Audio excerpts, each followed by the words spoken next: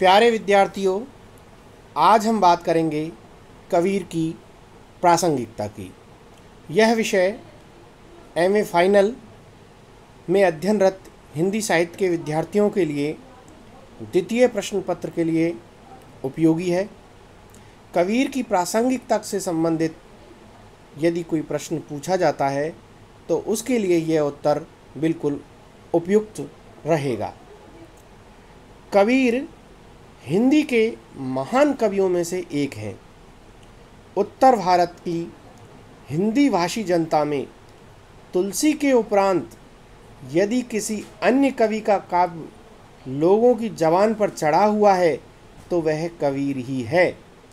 कबीर की साखियाँ, उनके पद लोगों को कंठस्थ हैं, जिन्हें वे अनेक अवसरों पर उदाहरण स्वरूप प्रस्तुत करते हैं। कबीर को जो लोकप्रियता प्राप्त हुई है उसका मूल कारण यह है कि उनके काव्य में अनुभूति की सच्चाई और अभिव्यक्ति का खरापन है। उन्हें जो अच्छा लगा उसका खुलकर समर्थन किया और जो उन्हें बुरा लगा उसका विरोध उन्होंने निर्भीकता से किया। उनका यह खरा स्वभाव लोगों को पसंद आया और इसीलिए वे जनता के कंठहार बन गए। अर्थात कबीर की कथनी और करनी में बिल्कुल अंतर नहीं था। जो वो कहते थे वही करते थे, इसीलिए जनमानस ने उनको पसंद किया। अभी कुछ समय से कवियों एवं साहित्यकारों की प्रासंगिकता का प्रश्न उठाया जाने लगा है। प्रासंगिकता से तात्पर्य है कि वर्तमान में उस कवि की क्या उपयोगिता है, उसने जो कुछ लिखा है उसका वर्तमान में क्या उपयोग है। महान कवियों और साहित्यकारों के संबंध में जो ये प्रश्न उठा है, काव्य रूप, शैली, भाषा रूप बदल जाते हैं, परंतु महान कवियों के काव्य का कथ्य वर्ण जिन तथ्यों, समस्याओं एवं सत्य का दर्शन कराता है उसकी प्रासंगिकता कभी समाप्त नहीं होती, क्योंकि वे सत्य मानव जीवन के मूलभूत सत्य होते हैं। क्या वाल्मीकि और व्यास कभी अप्रासंगिक हो सकते हैं? उन्होंने मानव के जिन आदर्शों का स्वप्न देखा है उन्हें प्राप्त करने में अभी मनुष्य जाति को न जाने कितने युग लग जाएंगे। भले ही कबीर का जन्म आज से लगभग 600 वर्ष पूर्व हुआ हो, किंतु उनकी शिक्षाएं आज भी प्रासंगिक है। यह कहना अधिक उपयुक्त होगा कि आज उनकी शिक्षाओं की आवश्यकता तात्कालीन युग की अपेक्षा अधिक है। उस समय हिंदू मुस्लिम जनता आपस में मंदिर मस्जिद के प्रश्न पर संघर्षरत रहती थी। धर्म के ठेकेदार धार्मिक उन्माद के चूल्हे पर स्वार्थ की रोटियां सेकते थे। वैसे ही वर्तमान समय में हो रहा है। वोटों की कलुषित राजनीति ने इसे और भी गंदा कर दिया है। मंदिर मस्जिद के नाम पर सांप्रदायिक दंगे तब भी होते थे और अब भी हो रहे हैं। निश्चित ही कबीर की शिक्षाएं आज के इस माहौल में अधिक प्रासंगिक है। लगता तो यह है कि विगत 600 वर्षों में मानव सभ्यता ने रंच मात्र भी प्रगति नहीं की है। वैज्ञानिक उपकरणों एवं सुख सुविधाओं के साधनों को जुटाकर भले ही हम प्रगति का दावा करें, किंतु मानवता के मोर्चे पर हम रंच मात्र भी प्रगति नहीं कर सकते हैं। आज भी समाज में धार्मिक विद्वेष व्याप्त है। जाति प्रथा ने अपनी जड़ों को मजबूत किया है। समाज में विषमता बढ़ी है। समरसता कहीं दिखाई नहीं देती। ऊंच नीच की भावना वर्तमान समय में खान पान के स्तर पर चाहे समाप्त हो रही है, किंतु विवाह संबंधों में अभी तक जाति वर्ण ही प्रमुख है। समाज में पाखंड अब भी व्याप्त है।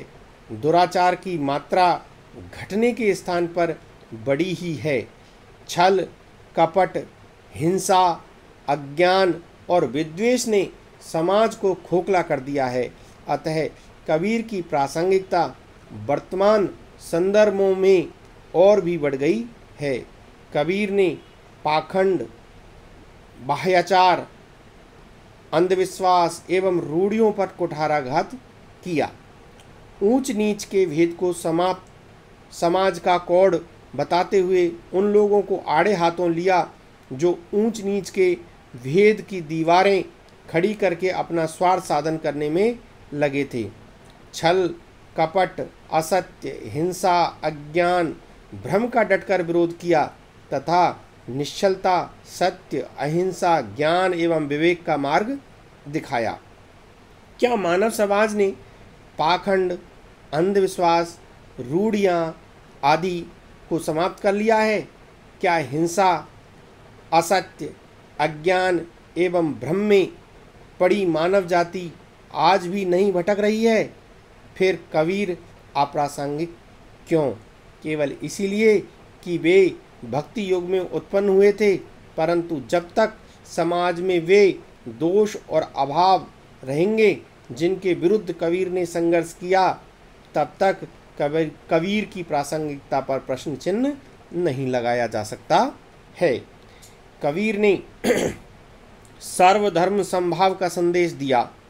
हिंदुओं और मुसलमानों के उन दोषों को पूरी तरह निर्भीकता से उजागर किया जिनके आधार पर एक दूसरे के शत्रु बने हुए थे। क्या आज हिंदू मुस्लिम समस्या सुलझ गई है? यदि नहीं तो कबीर आज भी प्रासंगिक है। कबीर ने भक्ति का जो पथ दिखलाया उसको ध्यान में रखने पर भी कबीर की प्रासंगिकता में कोई कमी नहीं आती।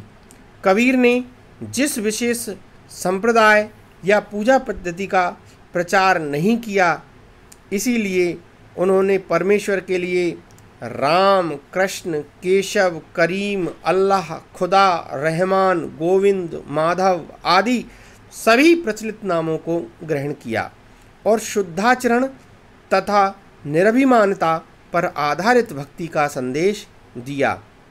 विज्ञान एवं बौद्धिकता के अतिवाद से पीड़ित एवं अतृप्त मानवता को क्या कबीर का भक्ति संदेश शांति एवं तृप्ति प्रदान नहीं कर सकता? कबीर के भक्ति युग में इस दृष्टि से सर्वाधिक ग्राह्य व्यक्तित्व है। यहाँ यह भी उल्लेखनीय है कि साहित्य अपनी रसात्मकता, आह्लादकता एवं रमणीयता के कारण कभी अप्रासंगिक नहीं होता।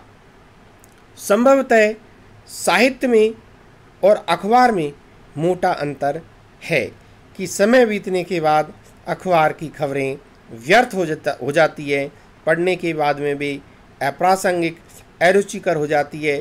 पढ़े हुए अखबार को न तो कोई दोबारा पढ़ता है न उसकी कोई प्रासंगिकता ही रहती है, जबकि साहित्यिक रचनाएं कभी अप्रासंगिक नहीं होती।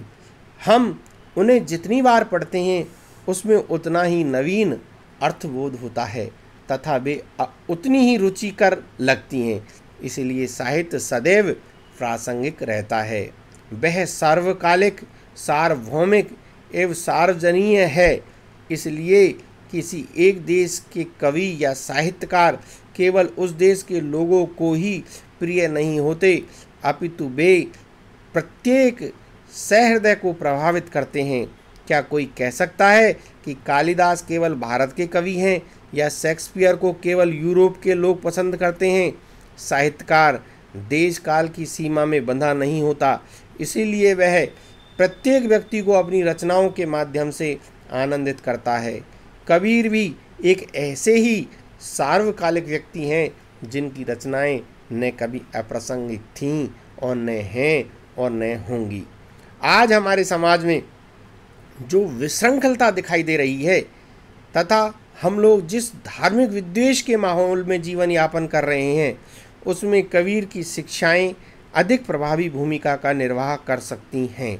नैतिक मूल्यों का क्षरण आज जिस तीव्रता से हो रहा है तथा मानवीय मूल्यों का जो विघटन समाज में दिखाई दे रहा है, उसके विषाक्त प्रभाव को कम करने के लिए कबीर की अमृतवाणी की आवश्यकता बराबर अनुभव की जा रही है।